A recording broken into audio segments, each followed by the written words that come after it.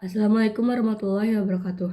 Nama saya Jessi Hoja Khairani dengan NIM 12070501337. Saya akan menjelaskan materi mengenai khutbah yang saya dapatkan dari beberapa sumber video YouTube. Yang pertama, saya akan menjelaskan mengenai pengertian khutbah.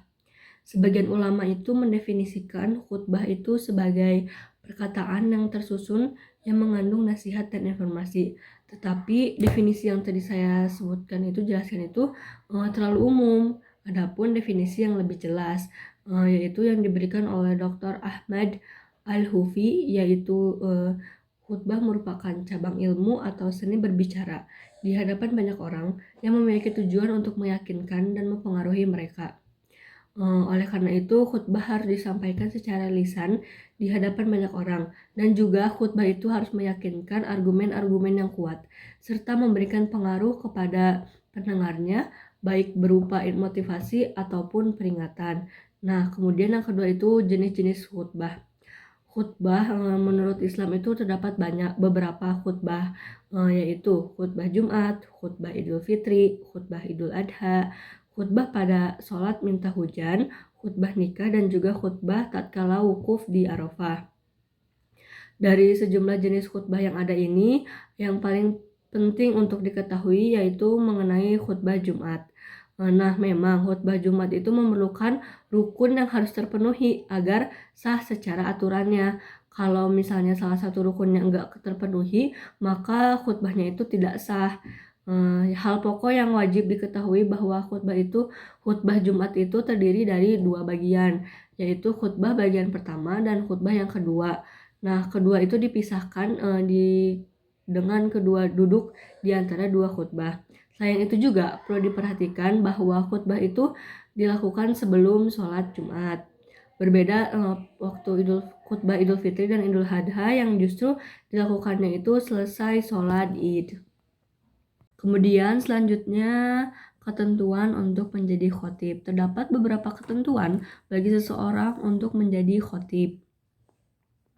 Yang pertama yaitu khotib harus seorang laki-laki. Yang kedua, khotib harus didengar dan diperdengarkan dengan jemaah sholat Jumat. Yang ketiga yaitu khutbah disampaikan di kawasan bangunan penduduk. Yang keempat, khotib harus suci dari hadas kecil dan hadas besar. Yang kelima, khotib harus suci dari najis. Yang keenam, khotib itu harus menutup aurat.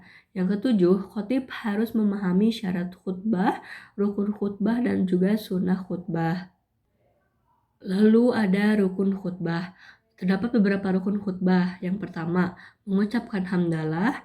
Yang kedua, sholawat kepada Nabi. Yang ketiga, wasiat dengan takwa, yaitu menyampaikan atau menganjurkan kepada orang-orang untuk menjalankan perintah dan menjauhi larangan Allah Subhanahu wa Ta'ala.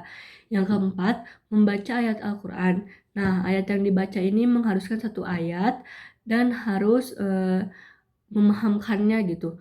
Boleh pada khutbah pertama ataupun khutbah kedua, tetapi lebih afdol di akhir khutbah pertama. Kemudian yang kelima itu ada doa untuk orang-orang mukmin pada khutbah kedua. Nah, kelima rukun tersebut itu harus dikerjakan, harus wajib dikerjakan. Jika ada yang ditinggalkan, satu aja misalnya ditinggalkan, nah maka khutbahnya itu nggak sah. Nah, kalau khutbahnya nggak sah, maka sholat Jumatnya itu tidak sah. Kemudian ada sunnah dalam khutbah. Terdapat beberapa sunnah dalam khutbah. Yang pertama yaitu berdiri di atas mimbar. Yang kedua, menghadap jemaah. Yang ketiga, azan sebelum khutbah.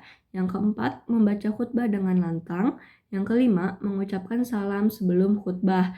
Yang keenam, khutbah tidak terlalu singkat dan tidak terlalu panjang. Yang ketujuh, memegang tongkat dengan tangan kiri.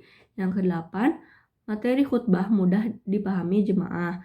Yang kesembilan, membaca surat Al-Ikhlas saat duduk di antara dua khutbah. Sekian penjelasan dari saya. Mohon maaf apabila terdapat banyak kesalahan.